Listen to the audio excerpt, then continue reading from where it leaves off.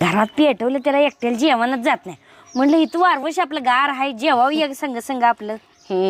चांगला आहे, 4 घास जास्त जाते ती. नाहीतर काय. ये जाती भाजी घे. आया चपाती दे.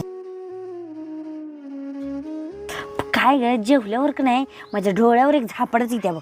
मी जरा जाऊन पडते. ए जा धनी त्या पत्रावर काढून जरा वाचा, पेपर आल्यात जवळ. बरं जा तू पड जा, मी सगळी भांडी तेल गोळा करून जरा घासते.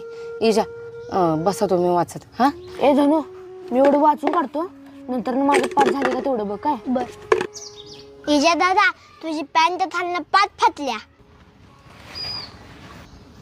इजा, अरे किती दिवस झाला मी बघत्या कुठे तर जाताना बिना चपलीचाच हिंडतोयस आणि पॅन्ट बी पाक फाटल्या.